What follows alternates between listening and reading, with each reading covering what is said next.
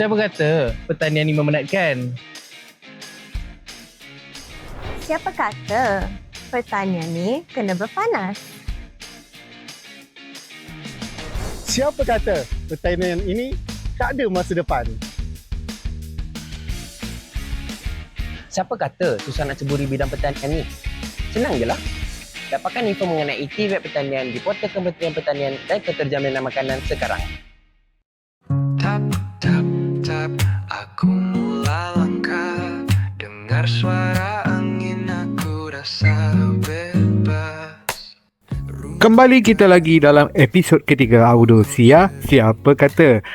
Pada bulan Januari yang lepas, kita baru saja melakukan episod yang kedua di mana kita pergi ke negeri Terengganu. Kita bertemu dengan graduan kita yang telah berjaya memenangi anugerah Belia Perdana Negara. Dan pada kali ini kita akan ke Kolej Pertanian Malaysia Bukit Tangga atau dikenali sebagai KPM. Dan Kolej Pertanian Malaysia ini adalah merupakan kolej utama kami di dalam bidang TVET Pertanian ni lah. Dan kita akan bersama dengan barisan-barisan tetamu daripada KPM dan host yang diletakkan oleh KPM. Dan terimalah tuan-tuan dan puan-puan episod ketiga Audosia Siapa Kata. Oh, bukan sekadar ladang, ini tempat impian berkembang. Dulu lost, sekarang tenang. TVET buat hidup aku senang. Yeah, yeah, bukan gila glamour, tapi kerja ni penuh honor. Kami bukan kuno, kami smart. Tanam masa depan dengan bijak.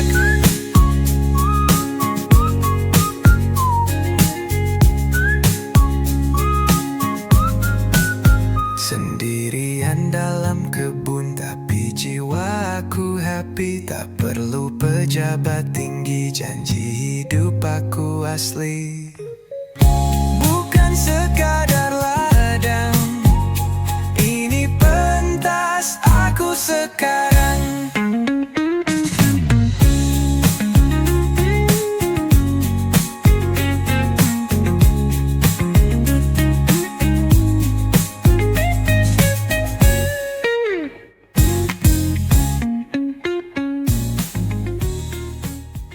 Assalamualaikum warahmatullahi wabarakatuh. Salam sejahtera dan salam Malaysia Madani. Selamat datang ke episod yang ketiga Audiosiar Siapa Kata.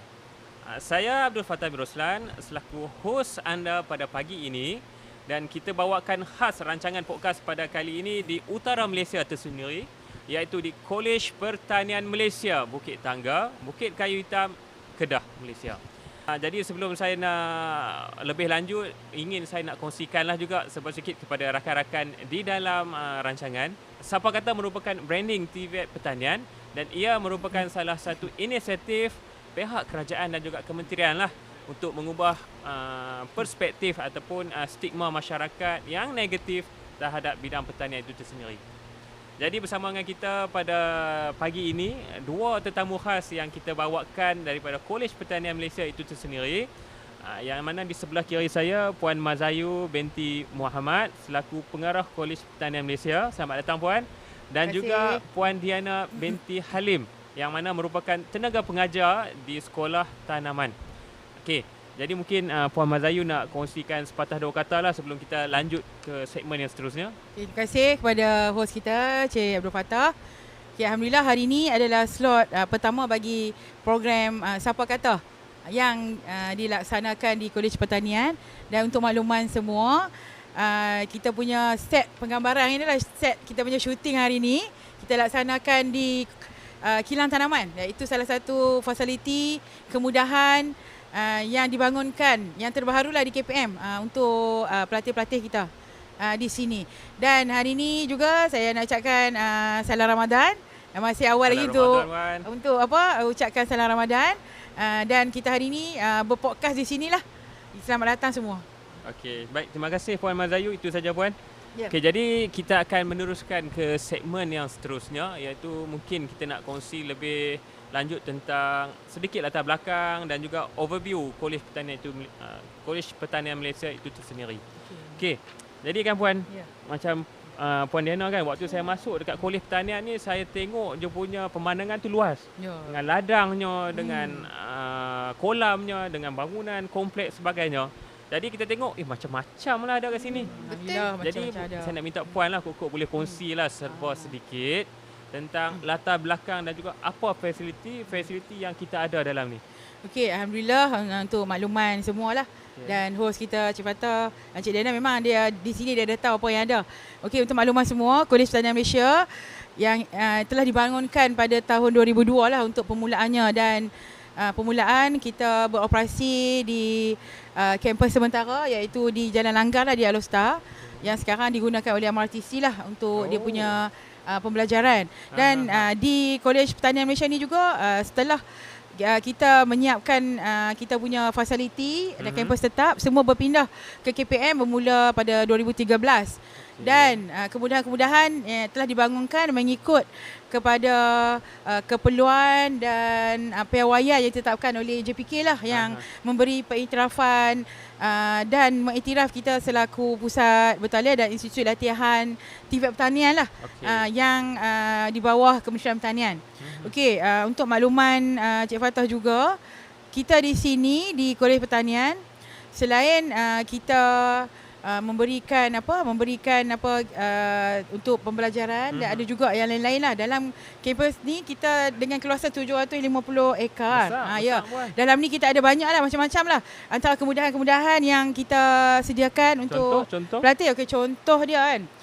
Salah satunya ni yang tengah kita berada sekarang ni, yang ni kilang tanaman, kompleks kilang tanaman, bersekali dengan fertigasi secara IoT. Dan kita ada indoor punya tanaman lah, indoor punya tanaman. And then kita ada juga untuk kompleks ruminan, di mana kita menempatkan haiwan-haiwan untuk pembelajaran student, bagi student yang ruminan lah. Iaitu lembu. Ruminan tu untuk lembu-lembu. Lembu kambing berbiri. Lembu kita ada lembu pedaging, dan kita ada juga lembu susu lah. Dan kita juga ada buat pembelian baru untuk kegunaan pelatih, untuk lembu-lembu dan kambing kita lah. Lepas tu kita ada juga kompleks aquaculture air tawar. Apa dia tu, Puan? Kat situ kita ada ikan. Ikan yang mana berminat dengan air ni dia boleh. Berminat dengan air untuk air tawar. Kita ada ikan tilapia, ikan keli, patin, udang galah pun kita ada. Dan yang ni kita ajar pelatih-pelatih ni, anak-anak ni. Semua ni macam aquaculture air tawar lah, Puan? Ya, air tawar. Kita pengkhususan di Kolej Pertanian adalah untuk aquaculture air tawar. Ya. Dan kita ada juga untuk pemprosesan makanan yang melibatkan hasilan pertanian.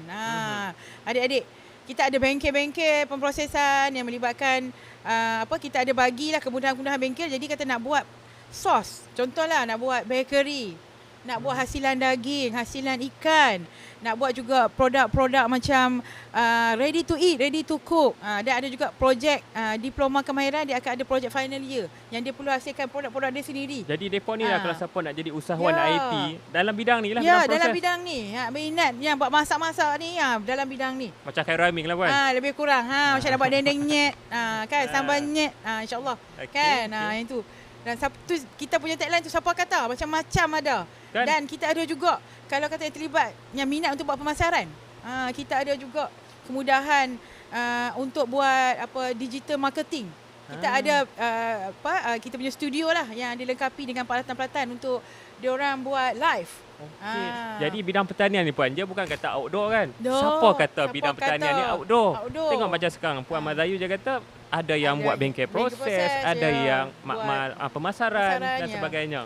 Kilang tanaman pun dia tak solusinya melibatkan sebab kita ada konvensional dan kita ada juga yang teknologi terkini. Yang kita panggil Cik Dana ni, dia salah seorang pakar yang bantu kita lah dalam pengajaran pembelajaran untuk anak-anak yang minat indoor, untuk indoor farming, untuk teknologi yang masa sekarang, untuk kegunaan tanah yang sedikit kan. Jadi kita bantu dia orang untuk dapatkan ilmu-ilmu tu lah. Okey, Puan, tadi macam Puan kongsi tadi banyak lebih kepada sesi pembelajaran lah. Betul je. Bagaimana pula kalau macam waktu-waktu lapang, pelatih-pelatih kita kat sini dia pun nak buat apa? Dan apa kemudahan yang ada, Puan? Untuk waktu-waktu lapang, selain daripada untuk pembelajaran, dia orang ada amali.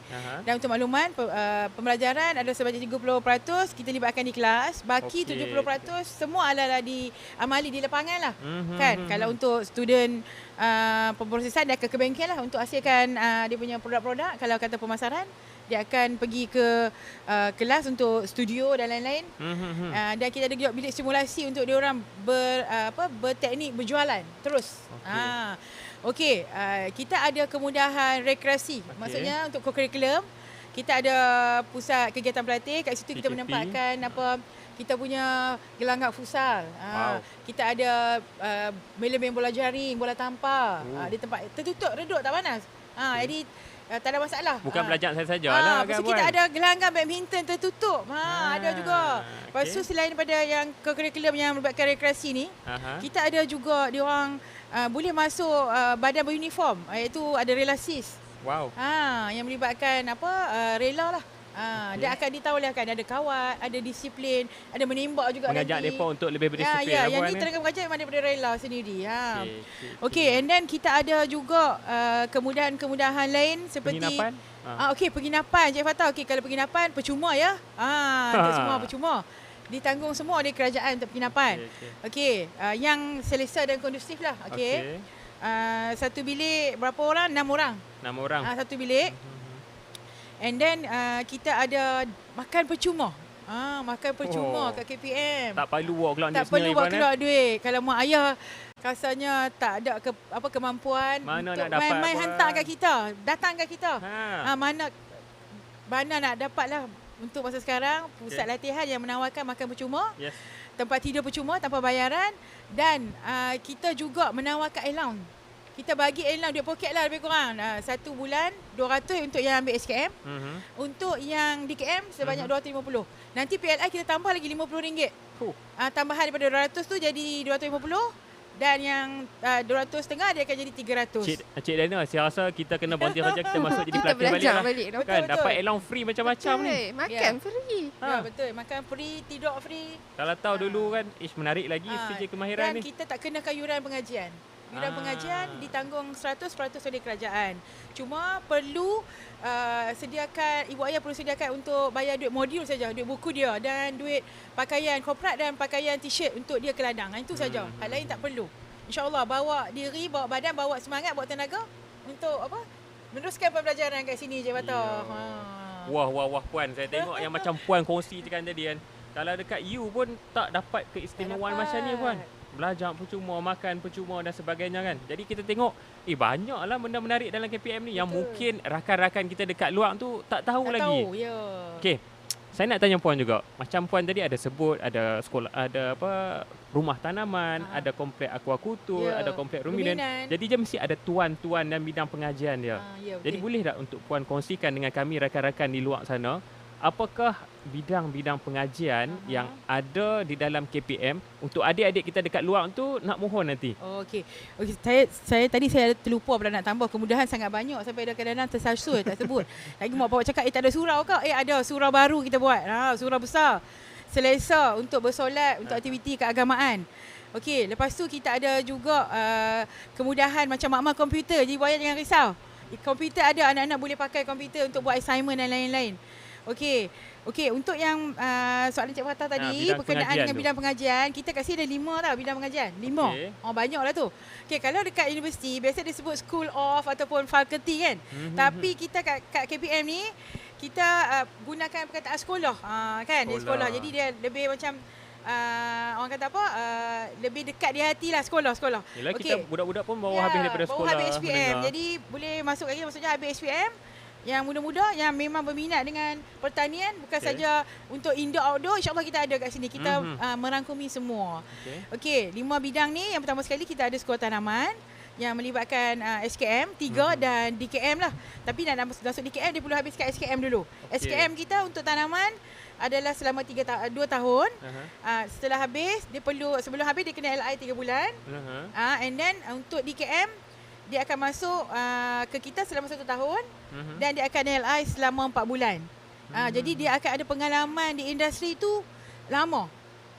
Jadi ada setengah pelatih kita ada yang ditawarkan pekerjaan semasa dia LI. Sebelum habis tu dia dapat pekerjaan. Okey, yang tu untuk sekolah tanaman. Okey, manakala untuk sekolah ruminan. Okey, kita sekolah ruminan kita ada juga SKM 3 dan DKM. Dia sama juga macam sekolah tanaman. 2 tahun untuk SKM dan 1 tahun untuk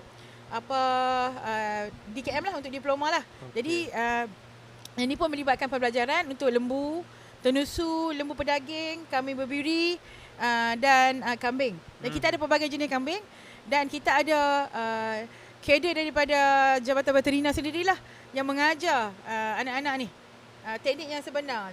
Yang macam mana nak buat rawatan menggunakan ubat, macam mana nak ternak dengan betul, kiraan makanan, dan macam mana nak buat sekiranya masuk ke industri ataupun nak buat secara kecil-kecilan.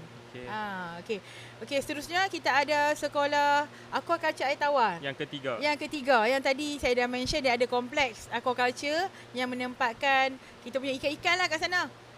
Kolam kat sana ada. Jadi teknik pembelajaran sama ada dalam hatchery yang melibatkan daripada ikan yang kecil baby tu sampai masuk ke kolam tanah. Kita ada kolam simen.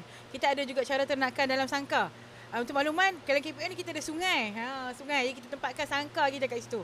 Jadi ada teknik-teknik pembelajaran. Maksudnya kalau nak buat sistem apa-apa, dia ada pengalaman untuk buat. Yang ni pun dia ada untuk SKM 2 dan SKM 3 lah.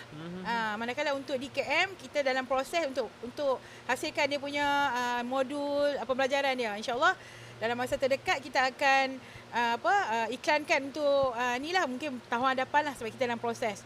Okey, seterusnya sekolah yang keberapa Cik Fatah? Yang keempat. Ni sekolah pemprosesan makanan. Sekolah ni sekolah yang popular lah di kalangan student. Dia ramai wanita tapi ada juga student lelaki. So Puan, dia famous sebab makanan ke sebab wanita? Dua-dua. Dua-dua. Okey. So kalau buat makanan tu, sebab di sekolah pemprosesan makanan ni macam saya cakap awal tadi, dia ada untuk buat makanan untuk ready to eat, makanan proses, and then untuk hasilan pertanian. Contoh, kalau ada lebihan cili, kita akan buat proses untuk cili segar, Cik Dana, no? And then kalau kata kita ada lebihan macam buah-buahan, jadi kita boleh buat pergi ke jam. Kita akan ajar juga cara nak buat jam, pemprosesan untuk jam. And then cordial. Jadi pelatih-pelatih ni dilatih untuk menjadi usahawan IAT. Ya, betul. Mereka ni lah yang sepatutnya akan menjadi perintis dalam bidang perusahaan IT lah kan. Betul, Cik Fatah. And then kalau kata ada hasilan daging yang berlebihan, dia boleh buat meatball.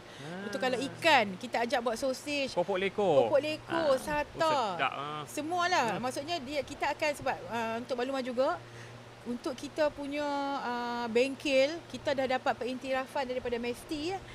Untuk bengkel kita. Bukan senang tau, bukan senang, betul. Sebab nak sediakan dokumentasi dan nak memenuhi SOP tu, dia mengambil masa. Dan Alhamdulillah, tim Kolej Pertanian Malaysia telah dapat comply dan kita juga telah mendapat persijil halal daripada JAKIM. Ini adalah salah satu kejayaan besar lah untuk tim KPM. Dan untuk kita nak ajar kat pelatih-pelatih kita macam mana nak hasilkan produk yang boleh mendapat halal daripada JAKIM. Daripada A sampai Z. Ataupun dia pergi kerja nanti, dia nak bantu syarikat dia dapatkan halal bagi tempat kerja dia tu untuk produk-produk tu. Cik Fatah. Okey, dan sekolah yang kelima dan terakhir. Yang terakhir. Yang ni pun glamour juga sekolah ni. Iaitu sekolah pemasaran. Dia ada SKM 3 dan DKM 4. Dan di sekolah ni, kita mengajar dia orang teknik-teknik untuk pemasaran. Cara pengurusan stok, cara pengurusan store, kaedah jualan, teknik-teknik yang pemasaran. Pemasaran semua. Dan yang terkini kita dah sediakan macam studio lah lebih kurang Cik Fatah kan. Mungkin lepas ni kita pun akan setting podcast macam ni juga kot kan. Ni podcast KPM pula lah. Podcast KPM lah agak lepas ni nanti insya-Allah lah kan. Dan dia orang memang dilatih untuk membuat jualan secara live menggunakan media sosial yang terkini lah kan. Guna TikTok, kita guna Instagram, kita guna Facebook. Dan yang mana-mana, dan kita juga ajar dia orang cara macam mana nak gunakan portal Agrobazar. Dan tenaga pengajar kita pun daripada farmer sendiri yang berada di situ yang membantu untuk mengajar. Cik Fatah. Itulah 5 sekolah. 5 bidang Saya ulang balik. Kita ada tanaman, kita ada bidang ruminan, kita ada bidang pemprosesan makanan, kita ada bidang pemasaran dan yang terakhir sekali bidang aquakultur air tawar. Okey, menarik. 5 bidang yang adik-adik dekat luar tu lepas habis SPM, sama ada yang dapat result yang tahun lepas ataupun tahun ni, boleh mohon. Okey, jadi untuk Cik Diana, saya ada soalan khas lah untuk Cik Diana ni sebab Cik Diana ni merupakan tenaga pengajar kan di sekolah tanaman. Saya difahamkan macam tu.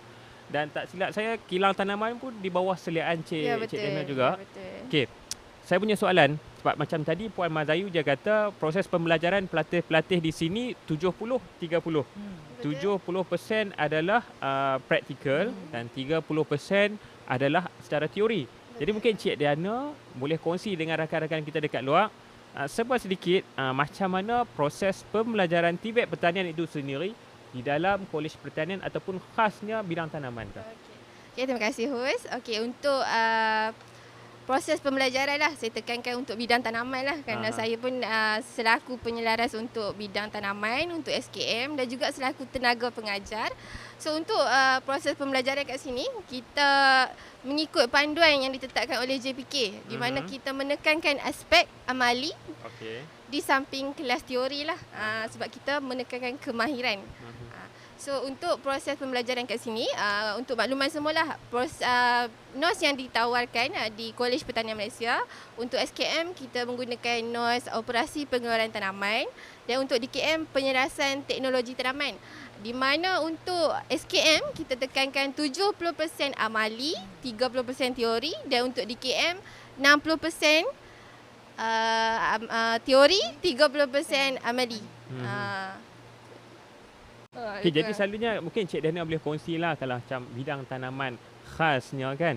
Apa aktiviti yang secara ringkas lah, apa yang selalu dibuat dalam bidang tanaman? Untuk proses pembelajaran macam saya cakap tadi, kita tekankan kemahiran. Jadi untuk sepanjang pelatih berada di kolej ni, kebanyakan aktiviti adalah tertumpu kepada aktiviti amali di peluk tanaman dan juga aktiviti pengurusan ladang.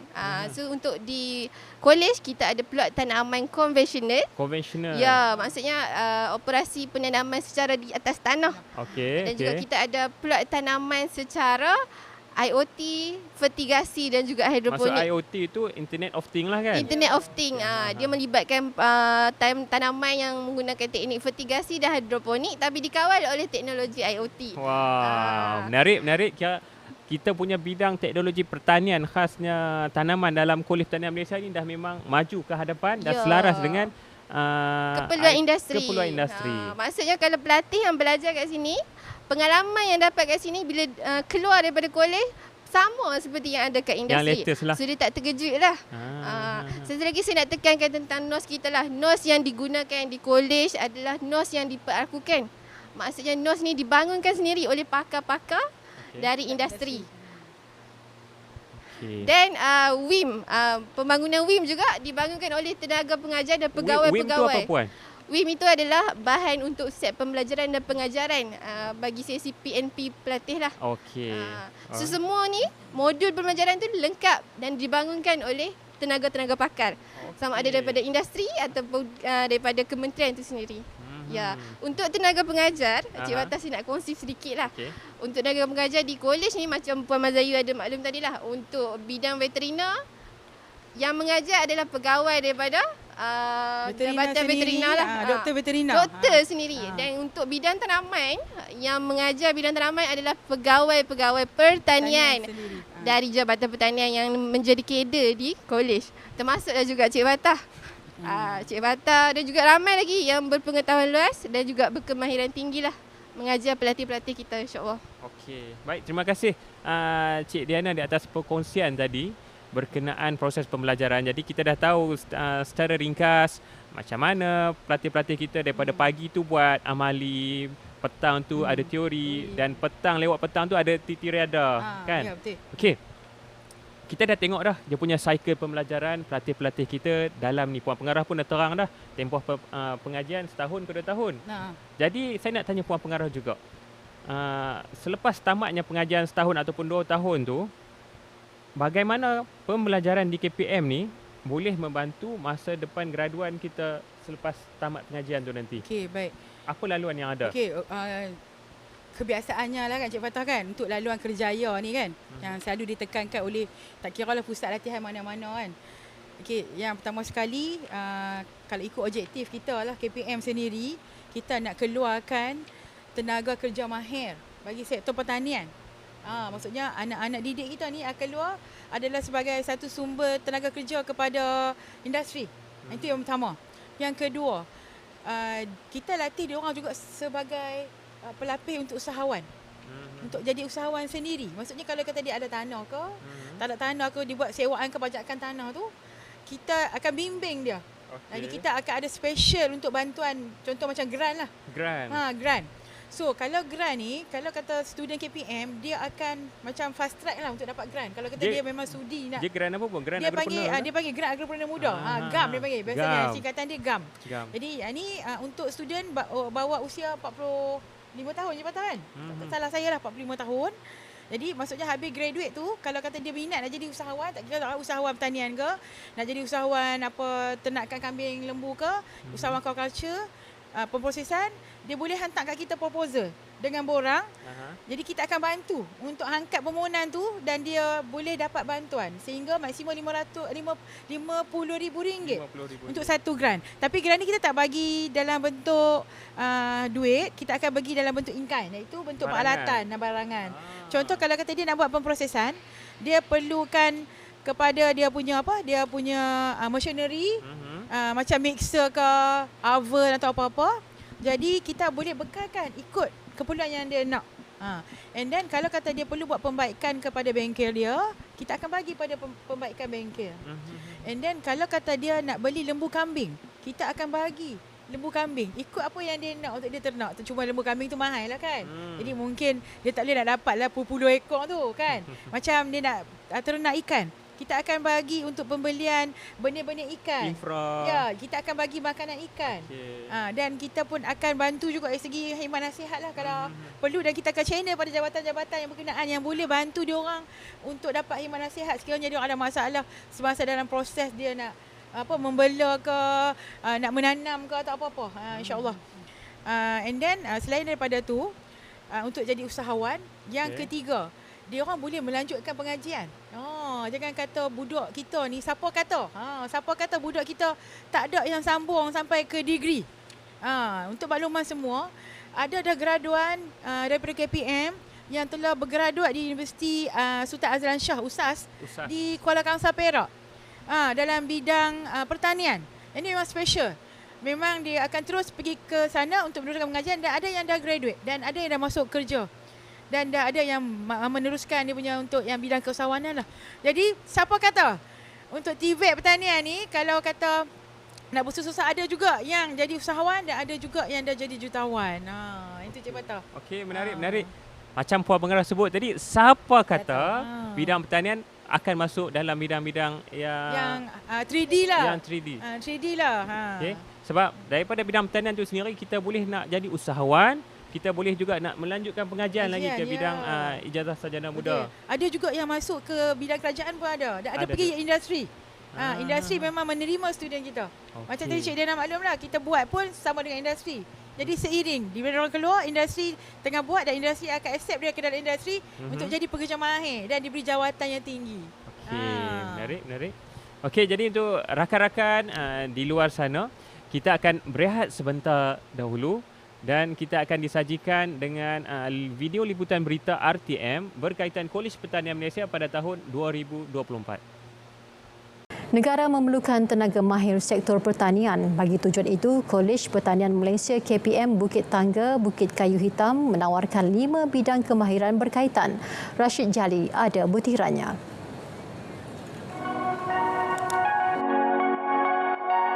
Bidang kemahiran ditawarkan tanaman, ruminan, akuakultur air tawar, pemprosesan makanan dan pemasaran. Pelajar TVET dalam jurusan berkenaan ditawarkan sijil kemahiran Malaysia tahap 3 dalam tempoh pembelajaran tertentu berdasarkan bidang kemahiran yang diambil. Turut tersedia pengajian di peringkat diploma yang boleh melayakkan pelajar melanjutkan pengajian ke peringkat ijazah di Universiti Teknikal dalam negara. Di Kolej Pertanian Malaysia, kita berkolaborasi dengan industri di mana dalam penyediaan NOS tu, iaitu dia punya silibus pembelajaran tu, kita mendapat feedback daripada industri untuk mengeluarkan apa teknologi yang terkini yang dikenakan industri dan apa bidang yang diperlukan oleh industri lah untuk keperluan pasaran semasa pekerjaan. Konsep pembelajaran untuk kemahiran ni adalah 70% adalah amali dan 30% adalah teori. So penekanan amali adalah lebih tinggilah untuk patih-patih bidang kemahiran sama ada persijilan ataupun peringkat diploma. Setakat ini terdapat 400 pelajar mengikuti latihan di 5 bidang berkenaan. Sebenarnya nak cari pengalaman untuk bila dah keluar nanti nak mencuburi bidang bisnes dalam bahagian makanan ni. Di sini buat makanan lah, pembuatan makanan, memproseskan makanan. Selain itu ada juga buat selain pada buat makanan tu ada juga belajar buat pasal label, pembungkusan dan macam mana penyelarasan untuk jual beli dengan pihak-pihak luar. Sebab saya minat dan keluarga pun ada juga yang bila lebih lah. Dari situ saya dapat pengalaman. Setakat ini baru setahun setengah. Saya dari tahap 2. Tujuan saya nak capaikan target saya untuk membuka kandang bersama keluarga. Selain yuran pengajian percuma, pelatih turut diberikan allowance bulanan. Kolej Pertanian Malaysia diwujudkan bagi melahirkan usahawan tani yang berkeyakinan dan berdaya saing. Di samping melahirkan tenaga kerja mahir dalam bidang pertanian, ia sekaligus dapat menampung keperluan tenaga kerja dan mengurangkan kebergantungan kepada pekerja asing. Rashid Jali, RTM. Okey, kembali kita lagi dalam rancangan audio podcast Siapa Kata. Okey, untuk segmen yang kedua ni kan, Puan Mazayu dan juga Cik Diana, kita nak berkongsi sedikitlah, kita nak tahu lebih detail tentang lokasi kita duduk sekarang ni, iaitu kilang tanaman. Okey.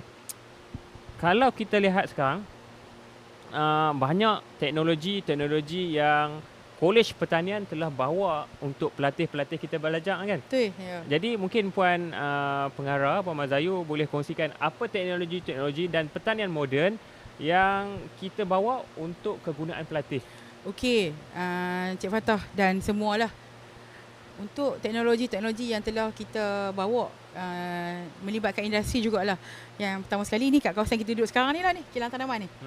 Yang ni dah salah satu teknologi terkini jugalah di dalam bidang pertanian. Iaitu menggunakan secara IoT lah, fertigasi, indoor farming. Dan kita ada juga indoor farming yang kita buat tanaman tu dikawal oleh semua melalui perisian komputer. Jadi kita akan pakai kad tab, jadi dia boleh guna tablet dia saja nak mantau dia punya pertumbuhan pokok dia, suhu, jadi dia punya cahaya, dia punya baja apa yang ada, apa yang cukup, apa yang tak cukup kan, nutrien dan lain-lain lah. Yang tu yang untuk bawah kita punya komplekskan tanaman lah. Dan untuk fertigasi pun maksudnya dia orang tak perlu nak buat secara manual 100%. Jadi dia boleh automatikkan benda tu. Automasi. Ya, jadi dia boleh untuk hari ni berapa kali dia nak lepaskan dia punya baja ikut dalam sistem tu kan. Dia kata itulah yang teknologi terkini lah yang dibangunkan. Yang kedua, kalau untuk sekolah ruminan, kita ada juga mengajar student untuk buat AI. AI ni adik-adik bukan AI yang sekarang tau. Yang gunakan ChatGPT tu, yang bukan gunakan artificial intelligence lah. Bukan. Hak ni AI ni adalah pemandian beradas lah kalau bahasa Melayunya. Assimilation lah. Artificial insemination. Ya, insemination. Yang ni melibatkan kita hasilkan baby lembu tu, kambing ke, menggunakan hanya semen. Semen yang kita beli yang berkualiti, jadi kita tak guna secara natural. Jadi kita boleh kahwinkan dia bila-bila masa yang kita rasa sesuai dan dapat hasilkan bakar-bakar yang terbaik. Yang kita boleh buat pemilihan bakar kita sendiri. Yes. Contoh kita kalau kat KPM sendiri, kita ada bakar Korea. Ada terbaru lah, macam K-pop kan, bakar Korea. Kita dah ada. Dan kita ada juga Wangyu. Anak Wangyu. Kita ada juga bakar yang besar lah, yang melibatkan yang luar negara punya bakar, yang kita kacuk, yang bersesuaian untuk ternakan di Malaysia. Seterusnya, kita ada juga dari segi menggunakan penimbang digital. Yang mana bila timbang, contoh nak tahu berat badan lembu tu bersesuaian tak dengan makanan dia tu, dia masuk kat timbang tu turun masuk kat dalam sistem kita tahu. Jadi kita tak payah record. Jadi terus sistem lah, menggunakan sistem komputer jugalah. And then kita ada juga di aquaculture. Kita ada juga dari segi biofloc, sistem yang terkini yang dibangunkan oleh Jabatan Perikanan. Dan untuk makluman juga di Jabatan Perikanan, kader yang terdapat Jabatan Perikanan telah mengajar tu dari Jabatan Perikanan sendiri. Yang memang ada dia punya kepakaran khas khusus untuk mengajar anak-anak pelatih kita lah.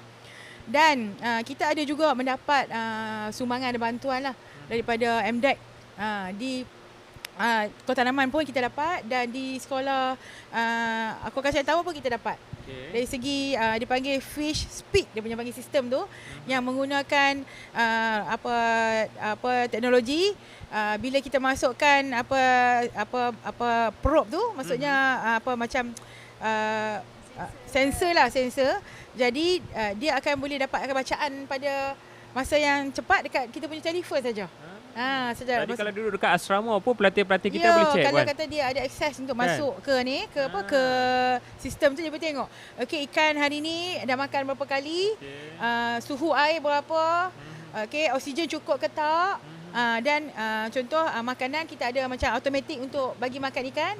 Jadi dia akan buat contoh 2 kali makanan, dia akan timing siap-siap 2 kali makanan untuk lepaskan ke kolam. Mudah puan. Jadi dia tak perlu naik motor, nak main turun check pasal tak perlu dah. Kalau main pun sehari sekali je. Kalau katalah dia buat sendiri dah nanti kan. Dia boleh main, masukkan dalam tangki tu. Jadi dia tahu lah, okey, ni keperluan untuk satu hari 1 beg makanan contoh. 30 kilo makanan. Kan? Dan dia boleh tahu juga tembusaran ikan dia. Dan kalau kata oksigen kurang, kita akan pasang pedal wheel automatik untuk gerak bila oksigen down. Okey. Lepas tu kita ada, selain daripada yang IoT, kita ada juga yang macam tadi saya ada maklum berkenaan dengan persijilan lah di bengkel pemprosesan makanan.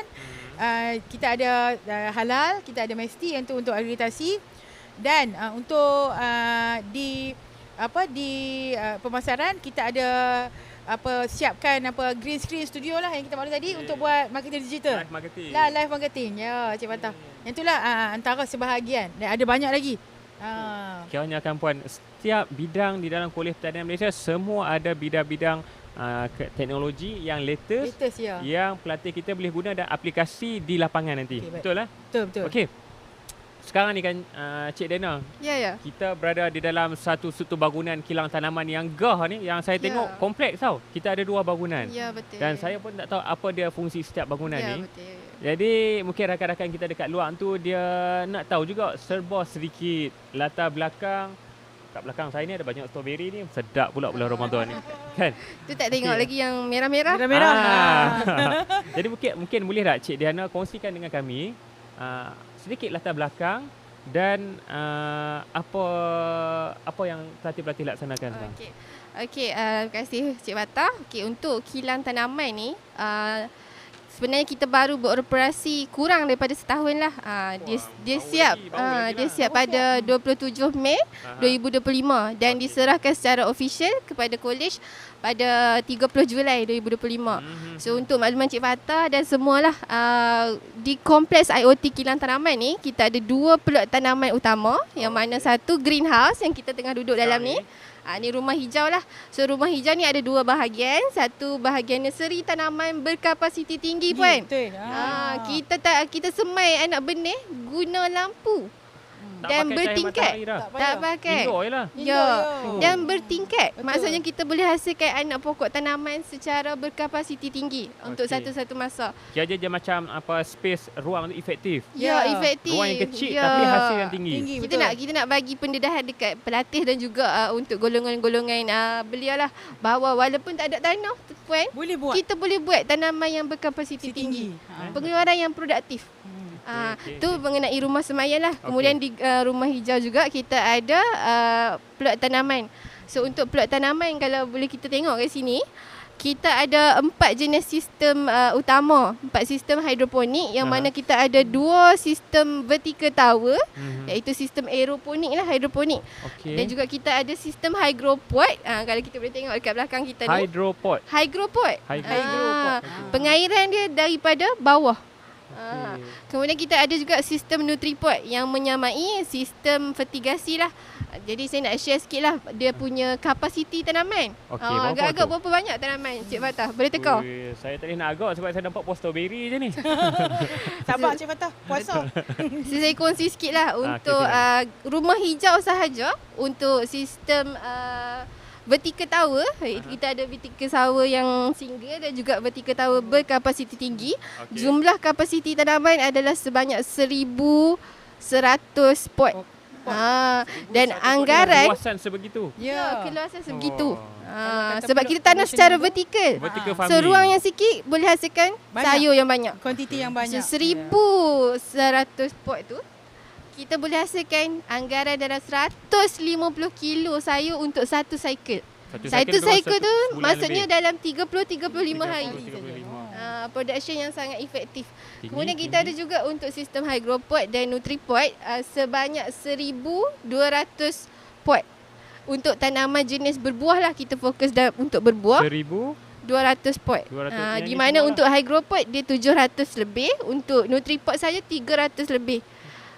So jumlah untuk tanaman sayuran berbuah sebanyak berapa tadi saya cakap? 1,200. Lebih kurang 1,200. Kalau kita tanam untuk sayuran berbuah. Tapi kalau boleh tengok kat sini, ni dah fokus utama kita. Kita nak jadi hub untuk tanaman strawberry. Jadi kita fokus untuk tanaman strawberry dan kita dah buktikan strawberry boleh tumbuh, boleh hidup dengan produktif di hujung-hujung utara ni. Di kawasan yang panas ni, kita boleh tanam secara sihat. Cik Diana, kalau orang tak tahu kan, kalau kita ambil gambar ni, kita habaq duk kat kamera Helen, orang percaya no. Oh, mesti percaya. Ya betul. Ada staff JKR, malah saya sendirilah, saya ada buat posting, semua pakai tanya, Cik Diana pergi kamera ke? Ada duk tengah panas ni. Itulah jadi fokus utama untuk rumah hijau ni, untuk sistem hydropod dan nutripod. Kita nak hasilkan satu penghasilan strawberry lah. Kedua, kita nak hasilkan anak pokok strawberry itu sendirilah. Tu untuk rumah hijau. Okey. Untuk satu lagi, mungkin Cik Fatah pernah masuk ke ECS? Tak pernah lagi. Mungkin tak pernah lagi masuk tu. Untuk ECS pula kita ada sistem rock tanaman lah, di mana kita gunakan sistem hidroponik DFT, iaitu Deep Flow Technique. DFT. Deep Flow Technique. Deep Flow Technique. So untuk kapasiti penanaman dalam ECS, bilik ECS, Environment Control System. Macam Puan maklumkan tadi tu. Yang mana kita kawal keperluan untuk pokok tumbuh. Macam sekarang pokok tumbuh perlukan cahaya, tapi di dalam indoor farm kita bagi cahaya tu dalam bentuk lampu LED spektrum. Kita kawal pencahayaan, kita kawal suhu, kelembapan, karbon dioksida. Sebab kita tanam dalam bilik indoor. Sistem. Ya. So untuk kapasiti tanaman ECS tu sebanyak 1,800 pokok untuk satu cycle kita boleh tanam. Sayuran berdaun lah, kita fokus kepada tanaman sayuran bernilai tinggi lah. Seperti salad dan juga sayuran-sayuran lain. So untuk 1,800 tu agak-agak Cik Fatah berapa kilo kita boleh target untuk satu-satu cycle? 1,800 pokok. Ya. 2 tan? Ya, lebih kurang saya kira-kira kasar lah, untuk 1,800 pokok kita boleh hasilkan dalam 270 kg untuk satu cycle. Kalau kita tanam full lah. 270 kilo. Maksudnya 2.7 tan lah. Betul lah, 2.7 tan. Sayur saja, sayur bernilai tinggi. Cik Fatah, bayangkan. So kita nak fokus untuk pelatih ni, dia terdedah lah kepada production yang lebih tinggi lah. Macam saya sendiri, dulu saya pernah ada pengalaman di industri, pengalaman untuk production sayur sendirilah. Dan untuk pengetahuan Puan dan juga Cik Fatah, untuk spesifikasi kilang ni, kita terapkan apa yang ada kat industri. Teknologi, sistem penanaman, supaya pelatih tu lebih berpengalaman dan berpengetahuan lah. Itu sedikit mengenai kilang tanaman dan juga kapasiti tanaman lah. Okay. Macam tadi Cik Diana dan Puan Mazayu pun dah kongsi teknologi yang ada di Kolej Pertanian Malaysia khususnya dan di kilang tanaman lah kan. Jadi kalau macam kita tengok kilang tanaman ni, banyak benda yang kita boleh buat. Jadi mungkin di pihak sekolah tanaman ataupun Cik Diana sendiri ada pandangan personal tentang hala tuju mungkin? Okey, untuk hala tuju kilang tanaman ni sendirilah, daripada proses awal kita nak bangunkan kilang tanaman ni, perbincangan awal sekali kita dah berhasrat untuk jadikan kilang tanaman ni sebagai pusat pengembangan ilmu lah. Satu khas untuk pelatih kita, di mana dia boleh belajar dan merasai pengalaman sendiri untuk uruskan pertanian secara production yang luas, berkapasiti tinggi. Dan untuk ke depan hasrat kita nak buka kompleks IoT kilang tanaman ni kepada golongan sasar lah, sama ada golongan belia ataupun golongan-golongan luar lah, untuk mempelajari juga teknologi. Kita nak jadi pusat, kita berhasrat lah nak jadi pusat COE, Center of Excellence. So kita bukan saja nak melatih pelatih, juga kita nak komuniti kita sendirilah. Dan insyaAllah kalau boleh lah kita akan jadi pusat untuk strawberry lah. So kalau orang-orang dekat sini tak perlulah nak pergi ke Cambridge, boleh saja kalau teringin nak makan strawberry boleh mai ke college dan belajar juga teknologi untuk tanam strawberry.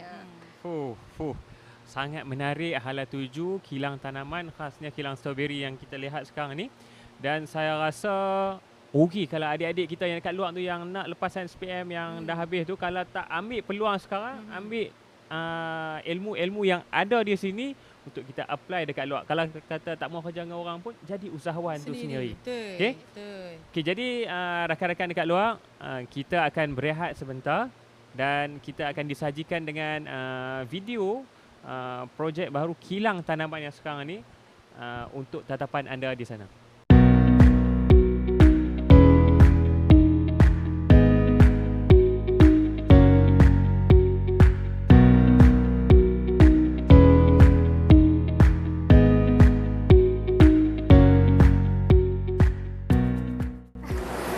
Assalamualaikum warahmatullahi wabarakatuh. Selamat datang ke Kolej Pertanian Malaysia.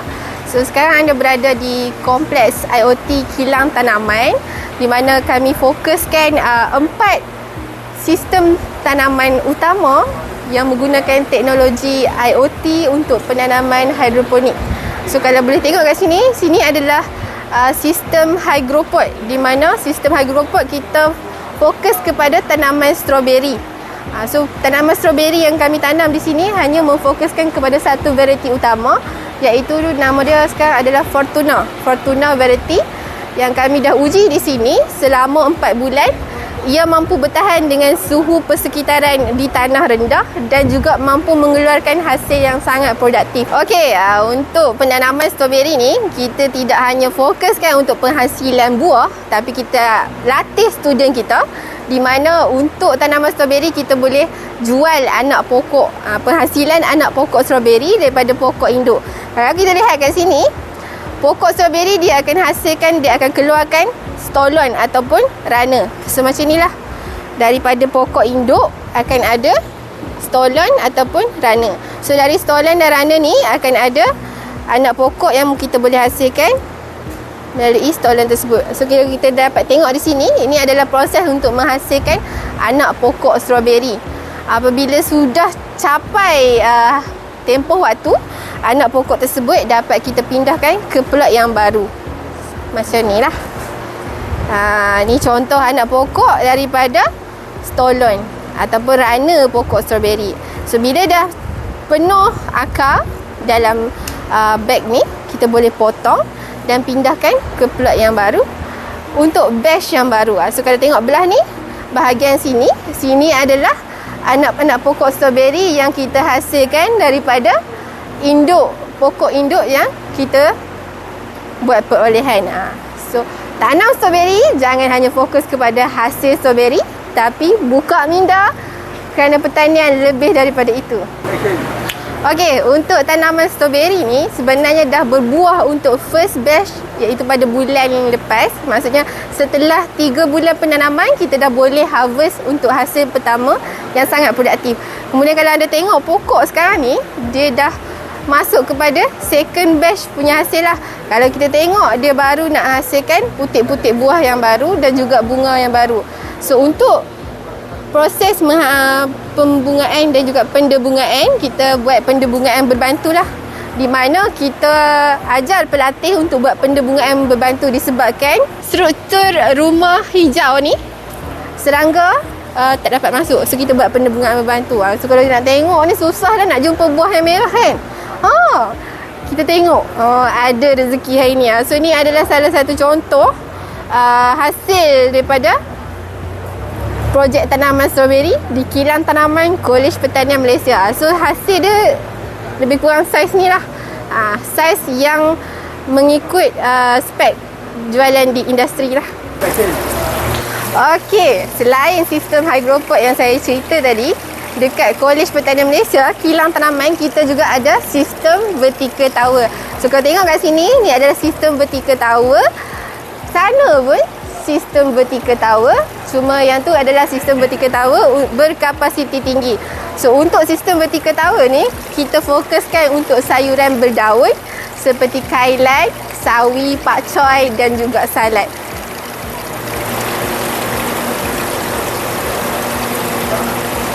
Okey, apa yang bestnya bila kita guna sistem hidroponik ber-IoT ni, kita dapat kawal pengairan dan juga pembajaan secara automatik. Di mana pokok yang ditanam dalam sistem tower ni, dissolve oksigen adalah lebih tinggi berbanding tanaman di konvensional. Dan kalau dapat lihat, dia punya akar lagi sihat dan pokok lagi cepat membesar, maka tempoh tuaian lebih singkat. Itu yang kita mahu dalam pertanian. Jimatkan kos produktiviti yang tinggi. Sebagai pelatih TVET pertanian, kita bukan hanya tuai kejayaan tetapi tuai sayuran.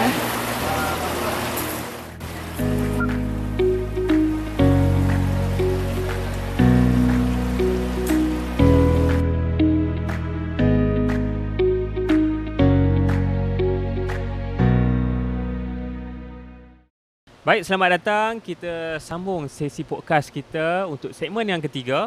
Dan kali ini kita bawakan khas seorang pelatih daripada bidang tanaman itu sendiri untuk berkongsi pengalaman dan juga kita nak buat promosi lah untuk kemasukan pelatih-pelatih untuk pengambilan pada tahun ini. Okey, jadi bersama dengan saya pada saat ini saudara Khairi. Jadi mungkin saya nak minta Khairi sebelum kita sembang lebih lanjut, mungkin saudara Kai boleh berkongsi lah tentang diri sendiri, bidang. Okey, silakan. Okey, Assalamualaikum warahmatullahi wabarakatuh kepada Puan Pengarah dan Cik Fatah. Nama saya Muhammad Zuhairi bin Zulkifli. Umur 22 tahun. 22 tahun. Ya, berasal daripada Kelang, Selangor. Saya bidang tanaman, iaitu operasi pengeluaran hasil tanaman, CJ Kemahiran Malaysia tahap 3. Semester berapa Kai? Saya semester 3. Semester 3, antara tahun depan semester depan jadi senior lah ni kan? Senior dah. Sebab kalau SKM 3 je 2 tahun pengajian kan? Betul. 2 tahun. Mungkin lepas ni je nak sambung diploma pula apa? Ya, insya-Allah. Insya-Allah. Okey. Terima kasih saudara Kai. Ya. So kan kami nak tanya Kai, saya sendiri nak tanya Kai lah. Sepanjang Kai belajar dekat sini, dah hampir 3 semester kan? Kan? Apa pengalaman yang menarik sepanjang Kai belajar daripada semester 1, semester 3, tak kisahlah sama ada dari segi pengalaman waktu belajar ke, pengalaman waktu praktikal ke, ataupun aktiviti waktu lapang, apa dia? Atau mungkin Kai sendiri ada libat dalam organisasi. Silakan boleh kongsi. Masa saya masuk ke dalam Kolej Pertanian Malaysia ni, banyak pengalaman saya. Pertama sekali pengalaman macam mana Kai boleh masuk sendiri tu? Macam mana Kai boleh nak masuk ke KPM? Saya masuk KPM ni sebab kawan ajak. Kawan. Okey. Mula-mula kawan ajak. Mula-mula kawan ajak. Dia call saya Kai, aku masuk Kolej Pertanian Malaysia. Jom ah. Ada masa seminggu untuk daftar kata. Tapi masa tu saya tak sempat nak daftar walk-in. Okey. Saya tanya dia macam mana nak masuk lagi. Lepas tu dia beritahu layari laman web Edpiece untuk masuk ke dalam kolej lah. Lepas tu saya mohon, lepas tu dapat panggilan. On the spot dapat? On the spot. Tengok macam mana betapa mudahnya nak apply, walk-in, pendaftaran pun boleh, tak ada masalah. Ya, betul. On the spot dapat dan bulan 9 saya terus masuk intake lah. Bulan 9. Bulan 9 lah waktu tu. Okay, rakan Kai tu dah 1 semester atas lah. Betul. Okey. Jadi waktu belajar apa pengalaman yang menarik, yang unik, yang mungkin Kai boleh kongsi? Pengalaman menarik pengalaman menarik masa masuk SEM 1 dekat ladang kita biasa lah. SEM 1 ni untuk daripada kosong lah. Kita akan daripada tanah konvensional. Kita akan menggunakan cangkul. Kita belajar menggunakan mesin rumput. Dan banyak lagi jentera-jentera kecil yang kita akan belajar untuk gunakan. waktu Kai dekat rumah dulu, adakah tak pernah diberi pendedahan ataupun bila datang ke college baru diberi pendedahan macam mana nak pakai brush cutter ni ke, nak guna mesin ni? Yang saya pernah guna mesin rumput lah. Mesin rumput. Yang dah ada pendedahan dah lah. Itu saja. Selain tu tak ada lagi. Tak ada lagi, okey. Lagi-lagi macam Kai pernah terlibat dalam apa-apa organisasi ke? Kalau dalam masa tahun 2004-2005 saya pernah menjawat jawatan sebagai Majlis Perwakilan Pelatih MPP untuk college bagi jawatan sukan dan rekreasi lah. Sukan dan rekreasi lah. Memang aktif dalam bersukan kan? Ya, sebab dekat college ni ada juga sukan yang dibawa keluar untuk bertanding lah. Macam bola sepak, lepas tu ada silat. Menarik. Dan juga kita pergi join Carnival Tibet kan? Betul. Yang berada di Serdang, Shah Alam kat Selangor. Kai kalau kata waktu lapang lah. Sebab kalau kata kita lihat tak silap saya, waktu pengajian 8 sampai 5. Betul. Jadi kalau kata selepas waktu latihan tu pukul 5 ke pukul 7 ataupun pukul 10, apa selalunya aktiviti yang boleh buat dalam KPM? Kat sini banyak sebenarnya tempat untuk beriadah. Macam ada padang bola sepak. Lepas tu ada sungai dan ada track jogging kan? Kita ada track jogging. Betul, yes. Petang-petang tu kita bolehlah beriadah, main bola sepak ke, berjoging, ada yang main takraw, ada yang futsal ada yang main futsal. Ada yang brisk walk pun ada. Ya, betul. Memang setiap petang memang diorang akan brisk walk lah, sebab nak kata KPM ni kan besar. So diorang bolehlah jelajah sendiri tempat-tempat ni dengan brisk walk ke, berjoging semua. Okey, menarik. Lepas tu satu lagi. Sila. MPP memang akan sediakanlah program-program pada waktu cuti, macam Jumaat Sabtu kepada pelatih-pelatih yang ada kat college. Jadi maksudnya di sini kalau kata ada pelatih yang masuk sambung belajar di sini, mereka diberi peluang untuk memegang jawatan dalam satu organisasi ni dan mereka boleh merancang aktiviti dan program kepada pelatih itu sendiri lah kan? Betul. Sebab mereka ni MPP ni sebagai wakil suara pelatih. Betul tu. Okey Kai, saya nak tanya Kai dah kongsi dah macam mana Kai pengalaman Kai masuk, Kai belajar. Sebab kalau kata aktiviti apa yang dibuat pada waktu latihan tu, Cik Diana tadi dia dah kongsi macam-macam. Cuma saya nak minta Kai mungkin Kai boleh berikan sedikit galakan dekat adik-adik yang mana tahun ni mungkin nak jalani SPM ataupun yang tahun lepas dah jalani SPM menunggu result. Macam mana nak beri galakan kat mereka untuk join sama dengan kita dalam bidang pertanian. Sebab kita tak mahu mereka dengar aktiviti pertanian ni susah lah, payah lah, kotor lah. Mungkin Kai boleh kongsi tak? Galakan yang saya boleh berikan kepada adik-adik yang di luar sana, kalau nak menceburi bidang tanaman ni boleh dan tak ada masalah pun, sebab sekarang ni kita ada teknologi yang menggunakan IoT, tidak teruk sangatlah. Mula-mula je. Lepas tu naik SEM 2, SEM 3 dah mudah dah. Kemudahan yang ada di Kolej Pertanian ni cukup lengkap dah. Kalau sekarang bulan puasa ni memang akan disediakan van untuk ke bazar. DM pun ada sedia makanan, allowance tiap-tiap bulan pun ada. Tempat tinggal, pengangkutan, boleh bawa motor dengan kebenaran. Okey, menarik. Hujung minggu kita sediakan kenderaan kan? Ya, betul. Hujung minggu setiap minggu katanya boleh outing. Betul kan? Kalau sakit kita sediakan pengangkutan pergi untuk ke klinik. Betul. Setiap minggu memang akan ada kenderaan-kenderaan yang akan bawa kita ke luar. Solat Jumaat pun kita akan bawa. Kita betul. Akan mana yang terjamin betul dah kan? Mana yang tak ada kenderaan, boleh kenderaan disediakan lah untuk pergi bersolat. Okey, baik, terima kasih saudara Kai atas perkongsian tadi. Kalau kita lihat macam-macam sebenarnya yang pengalaman dan pelatih boleh dapatkan kalau dia sambung belajar kat sini. So, chances dia sekarang ni adik-adik dekat luar tu ambil peluang ni, ambil secepat mungkin sebab kuarter kita terhad. Jangan lepaskan peluang, daftar dengan segera. Jadi macam mana nak daftar? Saya nak minta Puan Mazayu lah.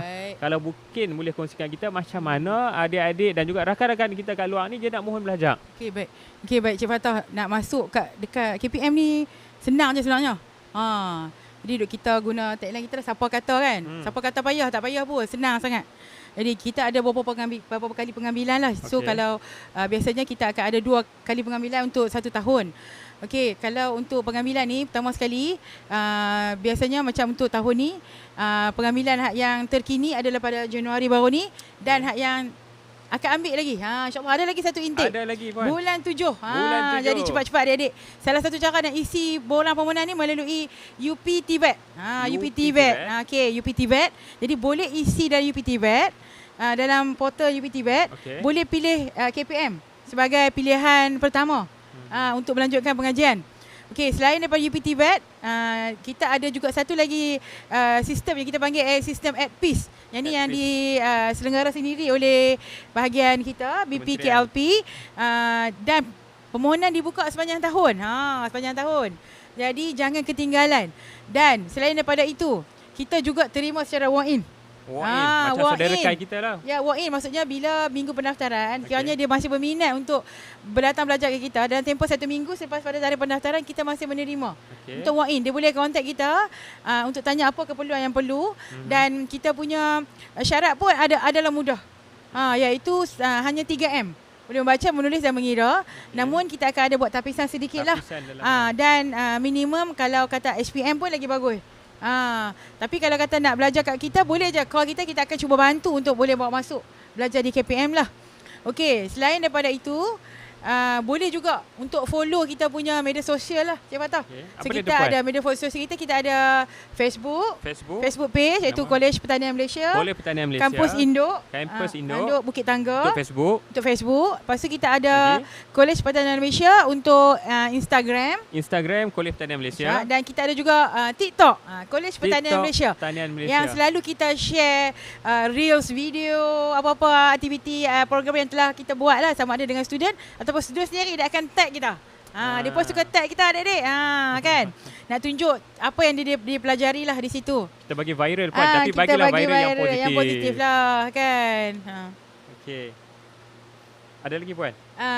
Yang tu untuk yang apa kaedah untuk macam mana nak mendaftar lah, dan yang macam mana nak masuk ke KPM lah. Dan kita punya portal ada 3 lah. Portal kita ada 3, Facebook, TikTok dan juga Instagram. Okey. Jadi Puan, kita pun rasanya dah sampai ke penghujung rancangan kita dah. Sebelum kita nak tutup, nak gulung kita punya rancangan, mungkin saya nak minta Puan lah sendiri untuk bagi pesanan terakhir kepada penonton kita di luar sana, sepatah 2 kata untuk kita nak jemput dan juga hadir sama ke dalam KPM lah. Okey, baik. Okey, terima kasih Cik Fatah. Okey, untuk akhir kata lah bagi penutup dalam segmen Siapa Kata versi KPM Ramadan. Okey. Jadi saya harap sebagai apa yang menguruskan pusat bertauliah ni, jangan anggap pertanian tu adalah benda yang terakhir sekali lah untuk kita pandang ataupun kita ceburi. Jadikan dia adalah yang pertama sekali untuk pilihan, sama ada untuk anak muda, belia-belia, ibu ayah sendiri galakkan anak-anak untuk join pertanian. Sebab bila tak ada pertanian, dia ada kena mengena dengan makanan. Jadi security makanan tu adalah bila terjamin, jadi pada masa hadapan kita akan lebih stabil sekiranya apa berlaku dekat negara kita lah. Dan TVET Pertanian adalah satu jambatan yang menuju pada kejayaan. Macam kita maklum tadi, bukan saja nak jadi petani moden, peternak moden, tapi dia juga boleh jadi yang lebih advance. Dan boleh jadi sebagai influencer juga. Sebagai macam untuk jadi TikTokers ke atau apa-apalah yang boleh jadi marketing, educational atau lain-lain lah. Tenaga pengajar pun sekali dia orang boleh juga ada peluang untuk jadi tenaga pengajar lah. Yang melibatkan untuk dia dalami bahawa bidang pengajaran di bawah SIAS. Yang tu saja, dan kita berharap semoga terus majulah TVET Pertanian Malaysia, dan jom masuk KPM. Siapa kata macam-macam ada. Terima kasih. Terima kasih. Baik, terima kasih Puan. Terima kasih Saudara Zul Khairi bersama kita dalam seksi podcast kita episod yang ketiga, Siapa Kata, di Kolej Pertanian Malaysia Bukit Tangga, Kedah. Dan terima kasih kepada semua penonton yang bersama dengan kita daripada minit pertama ke hingga minit yang terakhir, dan kita akan berjumpa lagi di episod yang seterusnya. Sekian, wabillahi taufiq wal hidayah. Assalamualaikum warahmatullahi wabarakatuh. Assalamualaikum warahmatullahi wabarakatuh. Kami tim production audio siapa kata Suara TVET Pertanian, kami ingin mengucapkan banyak-banyak terima kasih kepada pihak pengurusan Kolej Pertanian Malaysia, terutama Puan Mazayu dan semua adik-adik pelatih yang banyak membantu melancarkan apa-apa penggambaran pada semalam dan hari inilah. Jadi sebagai wrap up, kita minta lah Puan Mazayu last ucapan sebelum kita tutup podcast kita ni. Okey, terima kasih pada tim produksi Siapa Kata daripada bahagian, dan kita promote sikit KPM lah. Okey. Okey. 1, 2, 3. Jom masuk KPM. Best.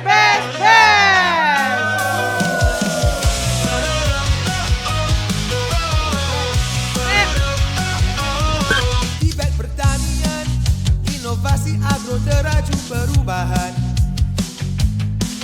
Teknologi terkini dan bakar industri bersama perkasakan ekonomi.